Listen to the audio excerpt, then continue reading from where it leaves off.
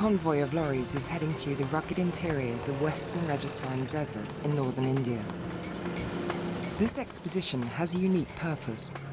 Its leader, Narayan Singh Maniklal, wants to seek out the desert's drug addicts and persuade them to give up their abusive lifestyles. The scourge of drug addiction reaches into all corners of the globe, even to the remotest desert regions like this. To fight the drug menace, Narayan Singh has founded the world's first mobile detoxification units to treat the growing number of people in the area who have become addicted to opium.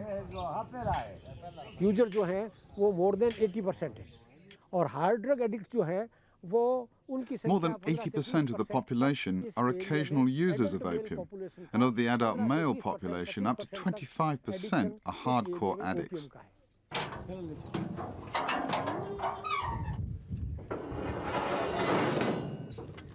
The mobile drug unit is made up of doctors, social workers and drug counsellors. They will set up camp and live here, along with the addicts who have volunteered to leave their homes to try and kick their opium habit. It's an approach to tackling drug addiction that's been endorsed by the Indian government and the United Nations. You have to reach out to these people. They would not come to you. That's why the mobile camp approach came in, especially in the case of desert part of Rajasthan, which is very hostile environment, very scattered population, very isolated population, communication system extremely poor. Either you have camp approach, reach out to people for de-addiction, or you have nothing. In rural Rajasthan, the most popular drug is opium, the dried milk of the poppy flower, which is chewed or consumed in drinks. It's a highly addictive substance, both physically and psychologically. Opium use can cause respiratory depression, leading to convulsions, coma, and even death. Om Jaya Jagadish Hare, O Swami Jaya Jagadish Hare. Narayan Singh begins the camp by offering prayers for strength for the difficult days ahead, when the addicts will go through withdrawal. Your drug habit is something only you can get rid of. You have to decide that you don't want drugs in your life. If you decide that you want to do drugs, there is no force on earth that could stop you. So if anybody has any drugs on them, they've got to be handed in. The addicts hand over their precious supply of drugs. They will live in the camp for the next 10 days, and with the help of the specialist staff and a mixture of prayer and persuasion, will go through the detoxification process. But the biggest obstacle for the camp staff is the fact that the taking of opium in this part of the world is part of daily life.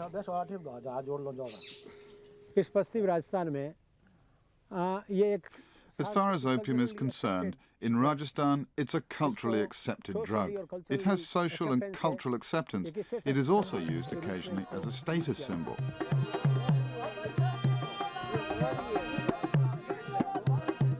A wedding in the village close to the mobile camp.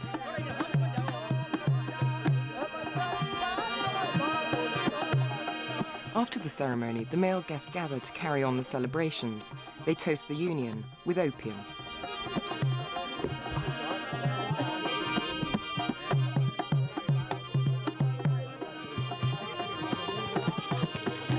It's often a slippery slope from casual drug use to addiction, and a dangerous one.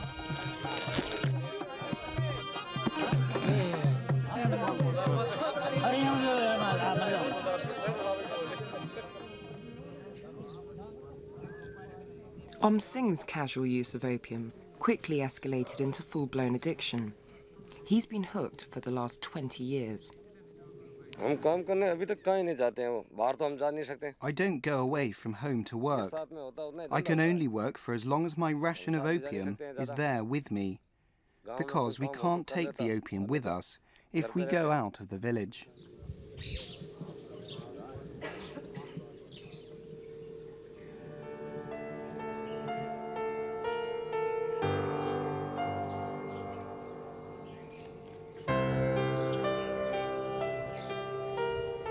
It's day 3 at the camp, and the opium addicts, unable to have their daily fix, are going cold turkey. They're suffering from the classic opium withdrawal symptoms of tremors, chills, sweating and muscle spasms. I feel disturbed. My head is splitting and I'm in a great deal of pain. The pain feels like small electric shocks, as if you were touching a live wire. That's the pain I feel in my body. The camp staff monitor the addict's progress and prescribe the vitamin tablets and painkillers to help ease the discomfort.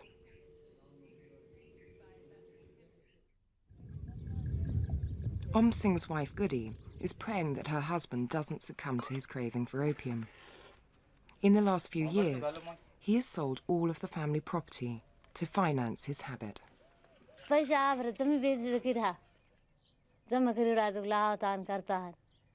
He sold the land, he borrows money, and for the last 2 months I've had virtually no money to run the house. The house would be a happier place if he came off opium. He'd be able to go into the village, he'd be able to get some work and earn some money for the home. The addict is not ruining his life, but he's ruining the whole family. It reduces his productivity, it deprives the family of nutrition, it deprives children of their education. So the whole family is impacted in a very serious way.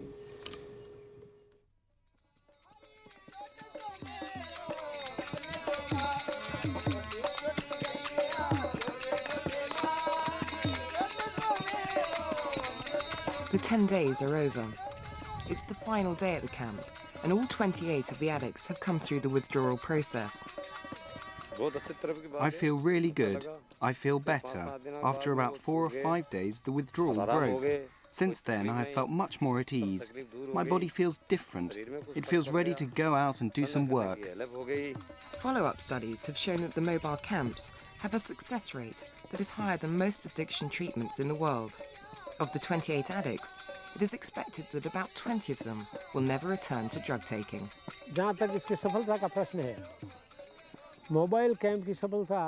We believe our success rate is quite good, anywhere between 70 and 75%. The reason being that we are not the only ones involved. We use the whole village, the whole community.